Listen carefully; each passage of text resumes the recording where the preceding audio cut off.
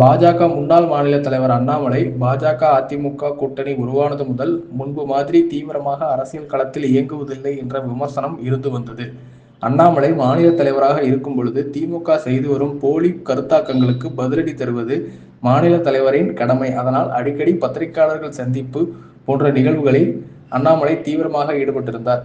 இப்பொழுது அவர் எந்த முக்கிய பதவிகளிலும் வகிக்கவில்லை. மேலும் இக்கூட்டணி உருவானது அண்ணாமலைக்கு பிடிக்கவில்லை என்ற பொய் பிரச்சாரமும் ஒரு பக்கம் பரப்பப்பட்டு வருகிறது. உண்மையில் பாஜக மாநில தலைவராக இருந்தபோது பம்பரம் போல் சுழன்ற அண்ணாமலை தற்போது தனக்கு பிடித்த விஷயங்களில் தன்னை ஈடுபடுத்திக் கொண்டு வருகிறார். மேலும் சமூக வலைதளங்களில் அரசியல் மற்றும் சமூக நிகழ்வுகள் குறித்து உடனுக்குடன் தனது கருத்துக்களை பதிவிட்டு வருகிறார். மேலும் தேவைப்படும் நேரங்களில் பத்திரிகையாளர்களை சந்தித்தும் திமுக செய்து வரும் பொய் பிரச்சாரங்களுக்கு பதிலடி தந்து வருகிறார். இப்படி இருக்க அண்ணாமலையின் கடைசி டெல்லி பயணத்திற்கு பிறகு அவரிடம் முக்கிய அசைன்மென்ட்களை டெல்லி தலைமை கொடுத்திருப்பதாக சொல்லப்படுகிறது. OPS மற்றும் தினகரனை கூட்டணிக்குள் இழுப்பது மற்றும் முன்பு போல் பாஜகவுக்கு எதிராக திமுக கட்டமைக்கும் பொய் பிரச்சாரங்களை முறியடிக்க பத்திரிகையாளர்கள் சந்திப்புகள் மற்றும் போராட்டங்களை தீவிரப்படுத்த வேண்டும் என்பதுதான் அந்த அசைன்மென்ட். அதற்கு ஏற்றால் போல் அண்ணாமலை கடந்த ஒரு வாரத்தில் புதுச்சேரியில் ஒரு அதிரடி பிரஸ் மீட்டையும், திருப்பூரில் குப்பை கொட்டும் விவகாரம் தொடர்பாக ஆர்ப்பாட்டம் நடத்தி கைதும் ஆனார்.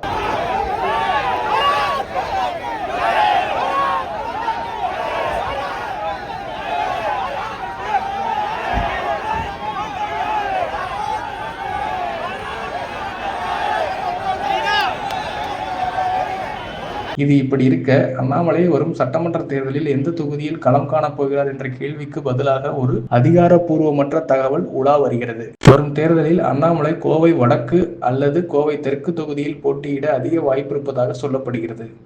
அண்ணாமலையும் தற்போது தனது சொந்த மாவட்டமான கரூரை விடுத்து கோயம்புத்தூரில் குடும்பத்தோடு வசிக்கிறார் என்பதும் கவனிக்கத்தக்கது. அண்ணாமலை கோவையில் போட்டியிடும் பட்சத்தில் ஒருபுறம் அண்ணாமலை, மற்றொரு புறம் வானதி சீனிவாசன், மேலும் அதிமுகவின் வேலுமணி உள்ளிட்ட ஆளுமைகள் ஒன்று சேர்ந்து கோவை மாவட்டத்தில் உள்ள சட்டமன்ற தொகுதிகளை தேசிய ஜனநாயக கூட்டணிக்கு பெற்றுத் தருவார்கள் என்றும் அது திமுக கூட்டணிக்கு பலத்த அடியாக அமையும் என தேர்தல் நிபுணர்கள் கருத்து கூறி வருகின்றனர்.